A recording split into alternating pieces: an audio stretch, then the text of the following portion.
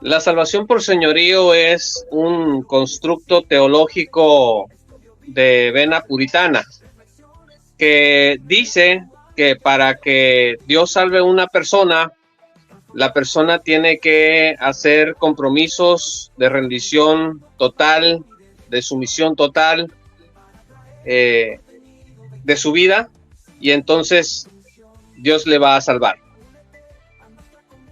Ok, entonces, por lo que me dices, la salvación no tiene que ver con la sumisión total a Cristo. El Evangelio, de acuerdo con lo que dice Juan 3:16, 5:24, 6:47 y otros versículos que, si usted gusta, podemos ir revisando más adelante, dice que la salvación es solo por creer en Cristo y su promesa de vida eterna. Entonces, lo que hace salvación por señorío es que añade al requisito de la fe la obediencia que es propia del discipulado cristiano.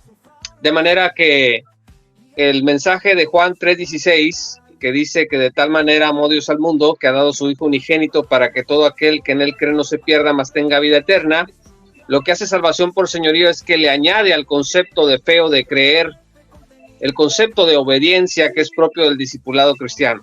Entonces, cuando hacemos eso, lo que tenemos nosotros es un evangelio adulterado, porque porque la condición para ser salvo es tener fe en Cristo y su promesa de vida eterna. No es mis obras de renuncia, de compromiso o de sumisión total al Señor Jesús. Ok, entonces cuando usted se refiere a la sumisión, se está refiriendo a qué específicamente. La sumisión es simple y sencillamente la obediencia que el cristiano le debe al Señor todos los días de su vida. O sea, el cristiano está llamado a obedecer, a someterse, a hacer compromisos y a cumplir estos compromisos con Dios todos los días de su vida. Estamos llamados a la santidad. En Romanos 6 hay un capítulo maravilloso en donde dice que nuestros miembros deben de ser presentados a la justicia. Sin embargo, una cosa es este llamado a la obediencia dentro del discipulado cristiano, el costo del discipulado, y otra es el costo o los términos que una persona debe de cumplir para entrar al reino de Dios. Y para entrar al reino de Dios, lo único que el Señor precisa de nosotros es que tengamos fe, confianza, que estemos persuadidos de que lo que Cristo nos dice es verdadero y apropiarnos de esa promesa de vida eterna poniendo nuestra fe en él. Ok, por lo que veo como lo que me está explicando, me ha separado los conceptos de salvación y discipulado. Veo que en su explicación lo ha puesto cada uno en su lugar. Entonces, por lo que entiendo que me está diciendo, la salvación, el señorío de Cristo aplica para el discipulado, no como el evangelismo para la vida eterna. ¿Es cierto? ¿O es correcto lo que estoy planteando? Sí, nada más haría una precisión en el concepto de salvación. El concepto de salvación es un concepto en términos generales mucho más amplio que el momento de nuestra justificación, adopción y nuevo nacimiento. La salvación también incluye, por ejemplo, nuestro proceso de santificación y luego nuestra posterior glorificación. Dice que aún no se ha manifestado lo que hemos de ser, primera de Juan 3, versos 1 al 3. Sin embargo, cuando hablamos de la salvación eterna, en específico, lo que yo me refería anteriormente, me refiero al requisito para nacer de nuevo, para recibir la adopción y la justificación. Entonces, en ese sentido, es separado las condiciones para ser justificados, para ser adoptados, para nacer de nuevo, que es una sola condición, que es tener fe en Cristo y su promesa de vida eterna, de los compromisos de sumisión, rendición y obediencia total y completa que los cristianos diariamente estamos llamados a cumplir en obediencia a nuestro Padre. Ok, entonces, por lo que si le voy entendiendo y voy siguiendo la línea, también hago las preguntas también por un público que me está escuchando, que tal vez, aunque hay muchas palabras que usted ha dicho, todas yo le encuentro con mucha armonía, pero a muchas personas le van a hacer ruido y otros que no están entendiendo lo que se está hablando, le puede pasar por arriba lo que se está diciendo. En pocas palabras, usted está diciendo que para yo tener la vida eterna, porque ha dicho que la salvación es más amplio, nosotros siempre que vamos a la Biblia cometemos el error de que cuando vemos salvación ahí, inmediatamente interpretamos vida eterna. Pero como usted ha dicho, la salvación es algo más completo que abarca hasta incluso la santificación, como usted me ha dicho, y la glorificación. Entonces, el señorío de Cristo implica el discipulado y la fe implica entonces la vida eterna. Correcto. Bueno, poniéndolo así, más simple, no debemos de confundir, insisto, nuestra entrada, el requisito para entrar al reino, lo que nos convierte, dice Juan 1:12, que a todos los que recibieron les dio potestad de ser hechos hijos de Dios. Entonces, una cosa es lo que nos convierte en hijos de Dios y otra cosa es lo que nos convierte en discípulos obedientes de Cristo. O sea, no sé, que en Mateo 28:19, cuando habla de la gran comisión, nos manda a discipular, pero obviamente se refiere a evangelizar y luego discipular. Claro, de hecho, en la evangelización, lo que pulula en los métodos evangelísticos en Latinoamérica, muchas veces no es el llamado a creer en Cristo para vida eterna, sino que se predica que tenemos que abandonar, que el incrédulo tiene que abandonar sus pecados, arrepentirse de sus pecados, darle la espalda a todos sus pecados, hacer una reforma de vida moral, y entonces así se va a preparar para que Dios le pueda salvar. Sperry Chafer decía que ese método de evangelismo es un desastre porque le pides al incrédulo que haga algo que no está habilitado para realizar. O sea, la manera en que una persona es habilitada para vivir una vida santa es que primero y antes que nada nazca de nuevo y que sea regenerada y que el Espíritu Santo venga a morar en esta persona. Entonces, cuando nosotros le decimos a un incrédulo que abandone todos sus pecados para que Dios le pueda salvar, le estamos pidiendo algo que no está en su capacidad de hacer. Entonces, esa era una crítica muy interesante que Sperry Chafer hacía a los métodos de evangelismo. En Mateo 28, de hecho, un teólogo que se llama Millard Erickson cita a Mateo 28 como una prueba de que se necesita algo más que tener fe para ser salvado. Y ahí dice que hay que hacer discípulos. Bueno, lo que pasa es que está claro de antemano que el mensaje de Cristo, el mensaje de los apóstoles de Cristo, es el que recibe el carcelero de Filipos en Hechos 16, en donde dice, ¿qué debo de hacer para ser salvo? Y el apóstol le dice, cree en Cristo y serás salvo tú y tu casa. Entonces, a partir de ahí comienza la habilitación de la habilitación del creyente, del nuevo creyente, de convertirse en un discípulo maduro de Cristo. Claro, entonces me pareció interesante esa parte que usted menciona de que el evangelio por señorío está exigiéndole a una persona muerta en sus pecados que haga una obra, entonces, o un sometimiento. Entonces, prácticamente estamos exigiéndole a un muerto que obedezca, y eso va en contra totalmente de la sola fe. Sí, por supuesto. Es exactamente así es, Manuel. Entonces, bien claro, lo que estamos hablando aquí es que hoy día las personas al presentar el evangelio le están diciendo a la persona que tiene que hacer a Cristo su Señor, y hay palabras que se utilizan, por ejemplo, como por fe y arrepentimiento. Entonces, fe y arrepentimiento es lo mismo que decir un evangelio por fe más obra.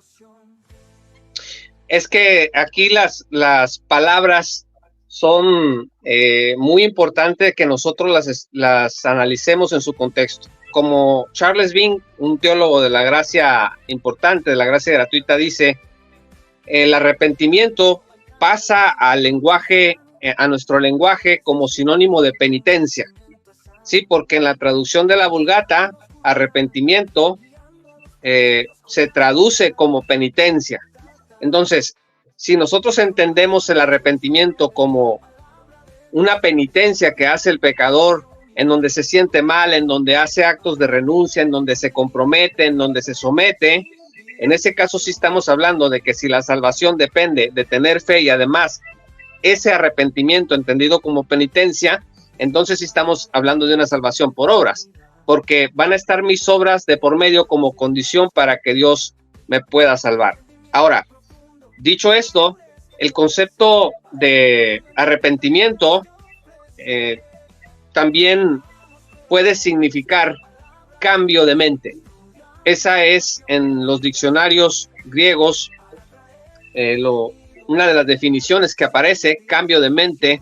Y Sperry Chafer era uno de los teólogos que decía que el arrepentimiento como cambio de mente es prácticamente o casi sinónimo de fe, ¿sí?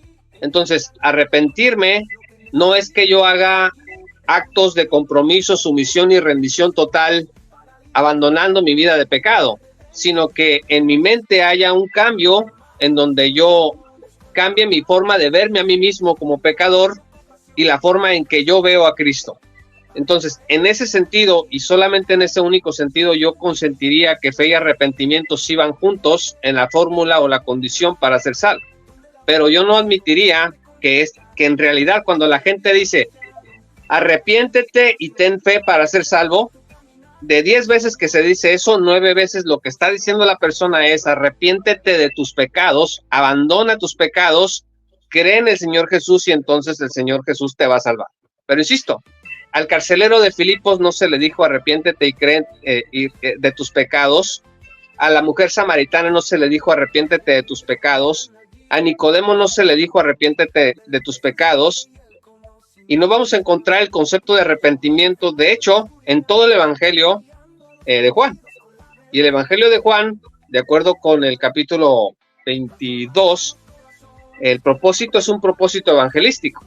Entonces es muy extraño que en un libro escrito específicamente para evangelizar, el concepto de arrepentimiento esté ausente. Tampoco está presente el concepto de arrepentimiento en Santiago, no está presente en Primera de Pedro, no está presente en la defensa de la justificación por la fe que hace el apóstol Pablo, no está presente en la discusión que hace entre los capítulos 3 y 4 de Romanos el concepto de arrepentimiento tampoco.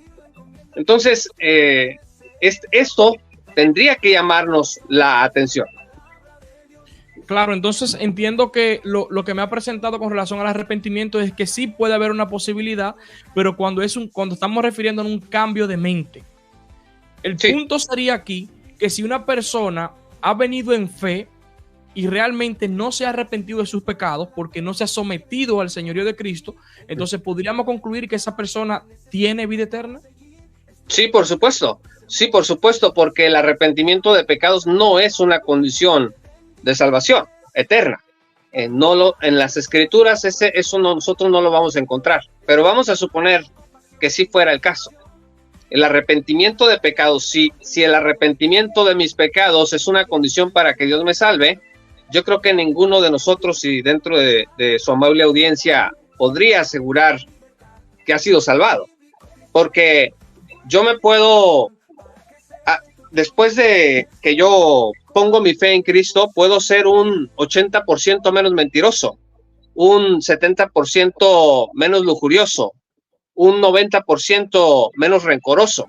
Sin embargo, si estamos hablando de el arrepentimiento de pecados como condición de salvación, ahí en realidad lo que hace la salvación por señorío es jugar con una tolerancia al pecado. Es decir, ¿qué tanta tolerancia puedo yo aceptar de una vida de pecado? ¿Qué tanto pecado es tolerable como para que mi arrepentimiento de pecados pueda contar como algo que está siendo palomeado para que Cristo me salve? Claro, entonces veríamos el pecado aquí, habría que seleccionar cuáles son los pecados que me podrían condenar para no tener la vida eterna. Entonces, yo he escuchado a algunas personas que acusan al Evangelio de la Gracia Gratuita como un evangelio sin cruz, precisamente porque la acusación que hacen es que el evangelio o el arrepentimiento lo desechamos completamente, que el arrepentimiento no queremos saber, estamos divorciados del arrepentimiento, no queremos el arrepentimiento. Por eso es la frase, el evangelio sin cruz, porque ellos no entienden lo que estamos tratando de explicar cuando estamos hablando acerca del arrepentimiento. Y por lo que pienso, me da la impresión que lo que se está haciendo, la gracia gratuita, el evangelio de la gracia gratuita, es colocar en el lugar correcto cada una de las doctrinas, porque si yo la mezclo, no voy a entender entonces cuándo es discipulado y cuándo es el evangelio para vida eterna. O sea, no va a haber una distinción clara. Por eso creo que la teología de la gracia gratuita como que hace una distinción entre el discipulado y la vida eterna. ¿Qué le parece? Sí, por supuesto. Déjeme hacer, por favor, una lectura aquí en Mateo capítulo 10, el verso 37. Las personas los creyentes que confunden o mezclan, por ejemplo, John MacArthur en su obra del Evangelio según Jesucristo, él dice ahí que la distinción entre salvación como condición para entrar al reino y discipulado es artificial. Dice que eso es algo que no debemos de hacer y atribuye eso a cierto prurito y dispensacionalista de quererlo diseccionar todo. Bueno, realmente en Mateo 10, por ejemplo, el verso 37, dice, el que ama a padre o madre más que a mí no es digno de mí, el que ama a hijo o hija más que a mí no es digno de mí, y el que no toma su cruz y sigue en pos de mí no es digno de mí, el que haya su vida la perderá, y el que pierde su vida por causa de mí la hallará. Y podemos encontrar pasajes similares a este, en donde el Señor les dice que dejen todo y lo sigan. Casas, familia, negocios, planes y sueños personales.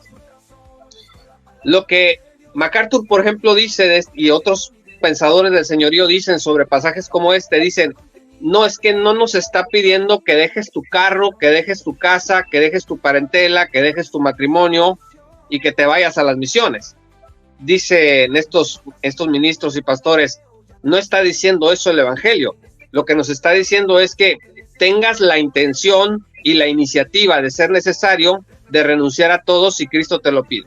El problema es que el texto no dice eso. El texto en el evangelio no dice, debes de tener la intención y la disposición de abandonarlo todo si Cristo te lo pide para que Dios te pueda salvar. Entonces, esto que acabamos de leer y otros pasajes relacionados no tiene que ver con un requisito para entrar al reino, para ser justificado, para ser adoptado, para entrar a la familia de Dios. Esto tiene que ver con un costo o una exigencia del discipulado que Cristo le hizo a estos discípulos en ese momento histórico determinado. A nosotros nos puede pedir el Señor Jesús y nos ha pedido que renunciemos a muchas otras cosas, pero jamás esas renuncias son condición de salvación eterna, de ninguna manera. Entonces, el discípulo puede ser el creyente, o déjame formular la pregunta, ¿es posible que haya creyentes que no sean discípulos? Porque hay personas que dicen literalmente que todos los creyentes tienen que ser discípulos, de no serlo, no son creyentes. Bueno, en el término bíblico de lo que es un discípulo es el que anda tras un maestro. En aquellos tiempos había que caminar con el maestro para que fuésemos considerados discípulos. Pero el llamado al discipulado no siempre es en la Biblia un llamado a la salvación eterna. Cuando Jesús, por ejemplo, llama a sus primeros discípulos y que estos dejan las redes, déjeme ver si lo encuentro aquí, lo estaba leyendo hace unos días, cuando él les dice, aquí está en Mateo capítulo 4, dice el verso 18, andando Jesús junto al mar de Galilea, vio a dos hermanos, Simón llamado Pedro y Andrés su hermano, que echaba la red en el mar porque eran pescadores, y les dijo, venid en pos de mí, y os haré pescadores de hombres. Entonces ellos, dejando al instante las redes, le siguieron. Estos eran discípulos que no recibieron en ese momento el mensaje de salvación eterna. Simplemente Jesús les llama y dice, los haré pescadores de hombres, pero no les dice que si creen en Él y en su promesa de vida eterna, ellos serán guardados eternamente y tendrán una vida para siempre.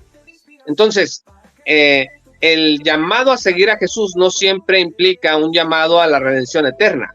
Al menos en textos como este está claro que el evangelio no fue presentado. Así que por eso encontramos en las escrituras pasajes en donde dice que había discípulos que le dejaron. ¿Sí? También encontramos llamados a los propios discípulos de Cristo a seguirle. Hay pasajes en las escrituras que dicen, y entonces le dijo a sus discípulos que lo siguieran. Entonces, el problema con no detenerse a revisar el contexto de los llamados al discipulado es que podemos confundir todo llamado a seguir a Cristo como un llamado a la salvación eterna. Cada versículo tenemos que verlo en su contexto. La pregunta hace un momento era que si puede haber discípulos, si mal no recuerdo, o puede haber gente que sea redimida sin que sea discípulo. ¿Sí? Bueno, la pregunta que realicé es que si es posible que haya creyentes que no sean discípulos, pero no, olvidé preguntar específicamente discípulos de Cristo. O sea, que es posible que haya una persona que ponga su fe en Cristo ahora mismo, vida eterna, pero que no sea un discípulo de Cristo. Bueno, lo que pasa es que el discipulado es algo progresivo. Está difícil saber en el momento de la conversión de una persona, en el momento en que recibe la vida eterna, en el momento que nace de nuevo, podemos decir, en ese momento esa persona se ha convertido en un discípulo de Cristo. Bueno, realmente lo que ha pasado es que ha nacido de nuevo y está siendo habilitada en ese momento para convertirse en el discípulo maduro que Cristo quiere que todos seamos. Entonces, en ese sentido, el carácter progresivo del discipulado, pudiera yo decir en todo caso que puede haber un creyente nacido de nuevo que no dé evidencias de ser un discípulo maduro de Cristo. Sí, por supuesto. Puede ser que ante el ojo humano, una persona que haya nacido de nuevo no muestre las evidencias que los hombres quisiéramos ver. Esto es algo que no soporta la gente dentro del evangelicalismo que está permeado de salvación por señorío, porque luego dicen, entonces quiere decir que uno puede ser salvo y portarse como un mundano. Bueno, es que hay que leer 1 Corintios 3. Ahí en 1 Corintios 3 el apóstol Pablo le dice a la iglesia, les he tenido que hablar como a carnales y no como espirituales, como a niños en Cristo, porque ustedes están actuando como si fueran hombres naturales. Entonces puede haber un creyente genuino, un creyente, una persona nacida de nuevo, que viva como un hombre natural. La respuesta lamentablemente es que sí, a la luz de que el testimonio de las escrituras nos habla de ese tipo de creyentes. Claro, y yo creo que el problema está en que se confunde el término arrepentimiento y fruto de arrepentimiento con los frutos que da el creyente. Me explico.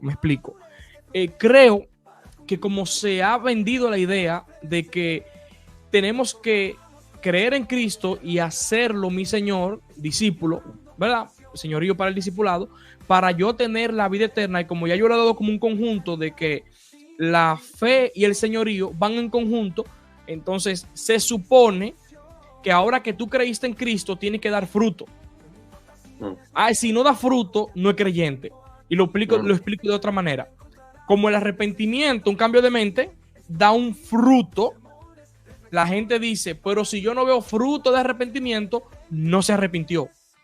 Entonces conectan esto, lo mezclan y ahora dicen, si el creyente que puso su fe en Jesucristo no vive una vida obediente, entonces porque no tiene frutos de arrepentimiento, por tanto no es salvo, no es cristiano por las obras. Y esta persona entonces va a tener que creer en Cristo otra vez porque aparentemente la fe no fue suficiente. Y hay una frase que me impacta mucho, pero la encuentro contradictoria y me gustaría escuchar su opinión. Dicen que la fe que salva, nosotros creemos en la sola fe, pero la fe que salva no está sola. ¿Acaso esto no es una contradicción? Porque si la fe que salva no está sola, entonces la pregunta es ¿qué le acompaña a la fe? Porque si le acompaña algo a la fe, ya no es fe sola. ¿Tiene sentido el planteamiento? Sí, claro. Fred Librand, un hombre extraordinario, tiene una obra que se dedica a hablar de ese punto. Ese cliché de la Reforma de que somos salvos solo por la fe, pero esa fe no está sola, realmente fue una respuesta del protestantismo a las acusaciones que Roma le estaba haciendo a los protestantes de que estaban proponiendo una fe que era una licencia para pecar. Entonces Calvino, en su respuesta a Roma, les dice, bueno, es que la fe, somos salvos por la fe sola, pero esa fe no está sola. Si no está sola, quiere decir que está acompañada de obras. Y si esa fe la fe que nos salva está acompañada de obras humanas, entonces nuestra salvación es por las obras. Ahora, lo que hace el mundo reformado y el mundo arminiano también es que dicen que los frutos no son una condición de la salvación eterna, sino un resultado de la salvación eterna. El asunto es que en las Escrituras no hay tal cosa como que esté asegurado de manera automática que un creyente, una persona nacida de nuevo, va a dar los frutos que uno está esperando. De hecho, en Tito, el capítulo 3, el verso 14, dice, y aprendan también los nuestros a ocuparse en buenas obras para los casos de necesidad, para que no sean sin fruto. Entonces, el apóstol Pablo está diciendo con mucha claridad ahí que es posible por implicación que un creyente esté sin frutos, al menos delante del ojo humano. A mí me gusta lo que Riley dice, porque él dice que el ojo humano puede ser que no mire el fruto que Dios está viendo, que no hay tal cosa como un creyente sin fruto en un término completo y total. O sea, siempre hay algún fruto, pero el ojo humano puede ser que no lo mire. Sin embargo, Dios sí lo ve. Y para las buenas obras es algo que está presente inclusive entre los incrédulos. Bob Wilkin hacía esa observación en uno de sus recursos.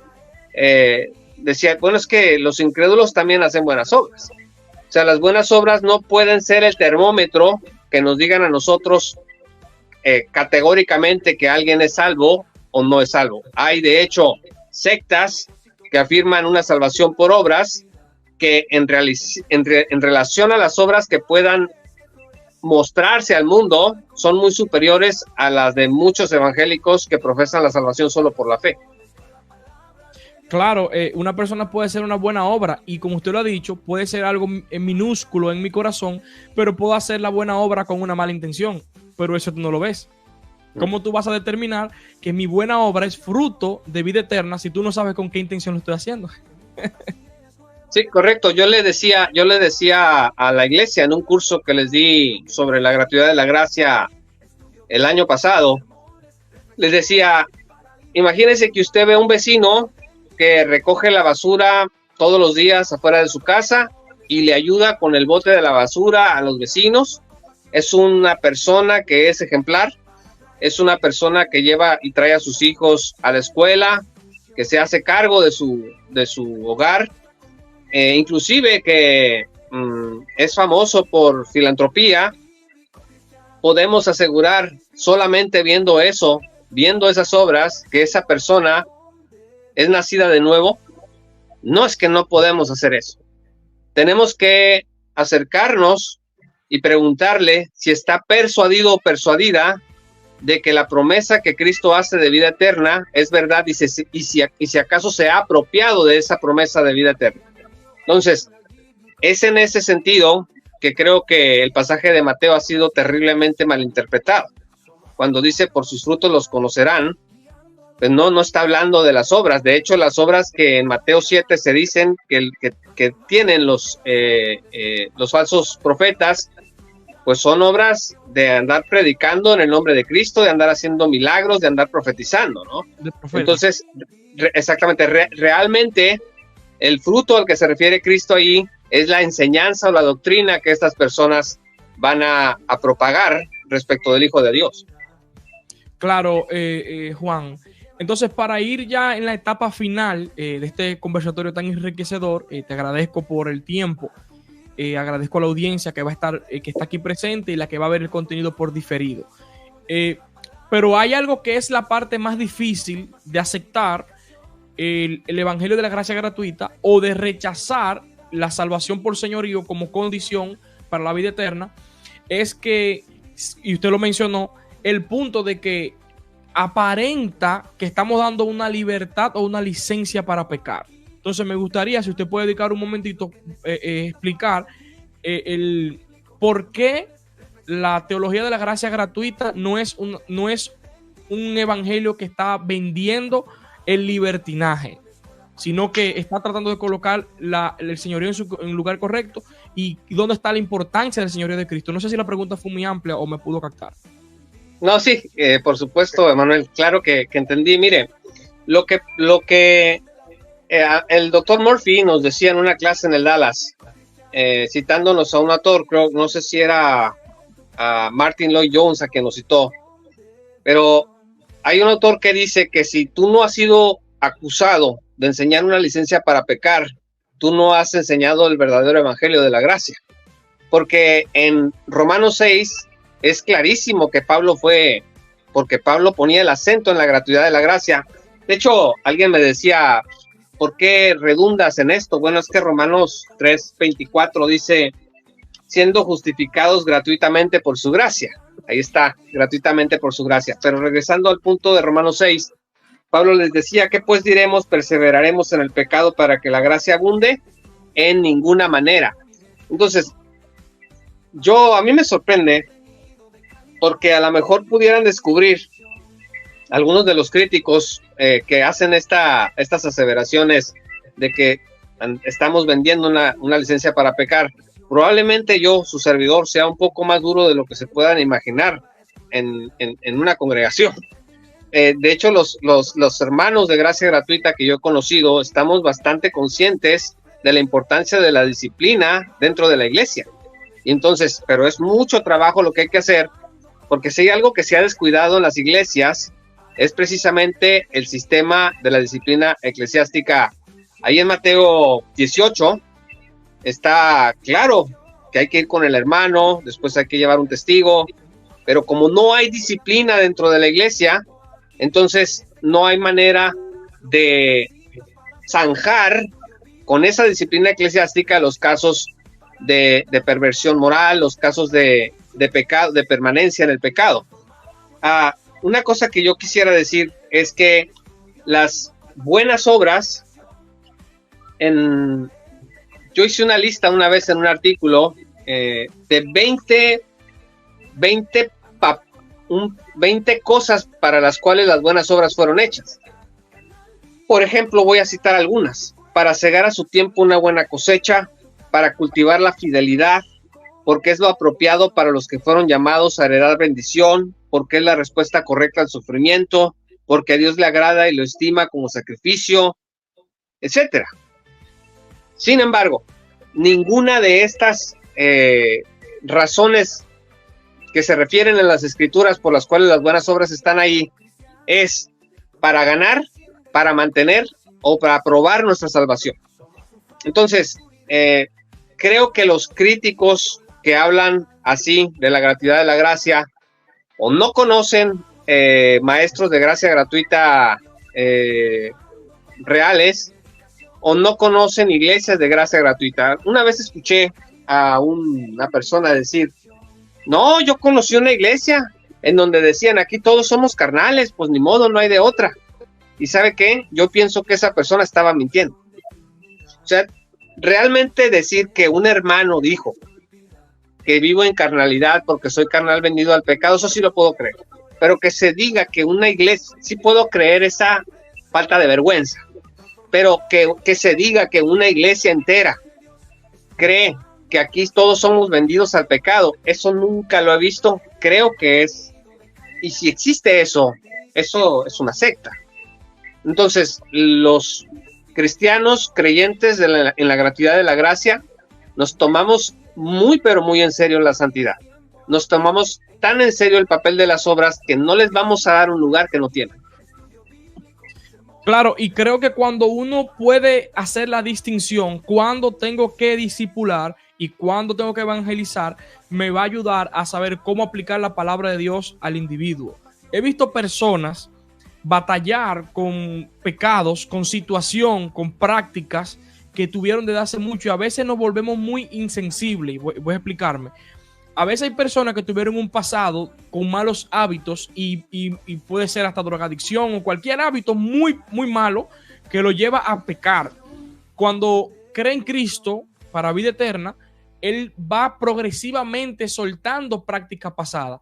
Pero cuando nosotros lo vemos que la persona está practicando, entonces concluimos, no es salvo, hay que evangelizarlo. Entonces estamos poniéndole un yugo a esa persona para que, enseñándole el evangelio otra vez y otra vez y otra vez. Entonces no estamos entendiendo que este hermano lo que necesita es comenzar a someter su vida en el señorío de Cristo, a comenzar a crecer en el Señor. Cuando entendemos para qué es el señorío y para qué es el mensaje del evangelio para vida eterna, entonces ya yo puedo aplicar con más facilidad las escrituras, y las escrituras cobran sentido, porque te vas a dar cuenta que la gran mayoría de los textos del Nuevo Testamento son para la iglesia. Por tanto, son para edificar a la iglesia, para que la iglesia se siga sometiendo. Te vas a encontrar en Gálatas que menciona que se muerden, se comen los unos a los otros, pero no vivan en los deseos de la carne, sino en los del espíritu.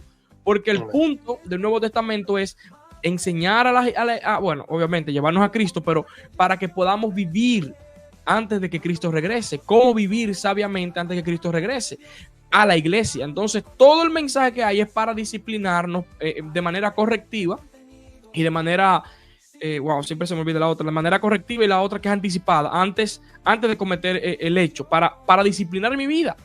Es para eso, toda escritura es inspirada y útil para corregir, redarguir, ¿entiendes? Entonces ese es el punto. Cuando se entiende dónde cae el señorío de Cristo, entonces podemos aplicar la palabra de Dios con mayor sabiduría, y dejamos de cuestionar la salvación de los hermanos, porque ahora andamos con un espiritunómetro, le he llamado así, como un termómetro, un espiritunómetro, evaluando quién tiene la vida eterna de todos los que están aquí.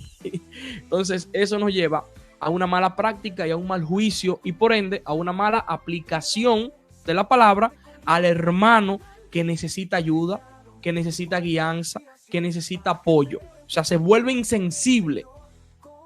Y eso es parte de lo que a mí me molesta, en el buen sentido, o no me agrada este mensaje del señorío de Cristo para vida eterna.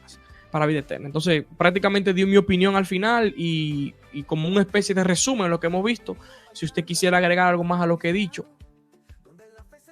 Sí, no, estoy totalmente de acuerdo con lo que dices, Emanuel. De hecho, un profesor mío nos decía que cuando el libro del Evangelio según Jesucristo de MacArthur llegó a Sudamérica, se volvió tan leído que empezó a darse una escalada de pastores que pasaban al frente de sus iglesias a convertirse a Cristo. ¿Por qué? Porque el mensaje de salvación por señorío hace que nadie se escape, como baja tus ojos de Cristo para que los pongas en ti mismo. Entonces, cuando tú pones los ojos en ti mismo, te das cuenta de que solo vas a encontrar condenación. Entonces, la salvación por señorío hace que te estés viendo constantemente, que estés viendo tu desempeño, y como no vas a alcanzar el estándar, entonces la consecuencia es una presunta reconversión a Cristo, o primera conversión a Cristo. Yo he escuchado a bastantes personas decir, no, yo de niño acepté a Cristo, hice una oración, creí en Cristo según yo, pero entonces pasaron 10, 20 años y entonces ya me convertí. Casi siempre tienen en común que se pusieron a escuchar las doctrinas y teorías reformadas. Este asunto de los 5 puntos del calvinismo, esta idea que tienen maestros de señorío en Latinoamérica también, y viene de Estados Unidos, pero en Latinoamérica, de que Latinoamérica necesita ser reevangelizada, se refieren precisamente a eso, a que el mensaje sencillo y profundo de que la fe en Cristo es lo único que basta para ser salvo, dicen que está mal. No lo podrán creer, pero ustedes pueden leer la teología de Erickson, Millard Erickson, que es un tipo fenomenal, su obra es muy importante, es muy buena, pero en el tema de la soteriología y la certeza de la salvación, él dice literalmente que creer en Cristo para vida eterna no es suficiente. Se necesita algo más, cita por ahí cruzadamente a Dietrich Bonhoeffer y la presunta gracia barata, que es otra acusación que se nos hace. Uh-huh. Entonces, en este sentido, entiendo esta preocupación. En mi propia congregación, yo cuando di el curso de la gratuidad de la gracia, hubo personas que no acabaron de entender lo que yo estaba comunicando, pero no porque no hubiera evidencia bíblica suficiente, sino porque no se hizo, Emanuel, eso que usted ha comentado, de saber qué es lo que elevamos nosotros, qué está dirigido a la iglesia y qué está dirigido a los incrédulos. Entonces, mientras no hagamos este estudio, esta exégesis, nos detengamos a ver estos detalles, pues vamos a seguir llamando a la conversión a nuestros hermanos en Cristo, cuando no necesariamente significa que no sea cristiano. Puede ser una persona que esté pasando por un periodo de carnalidad, que lo que necesita es ser cuidadosamente discipulado por el pastor y los maestros.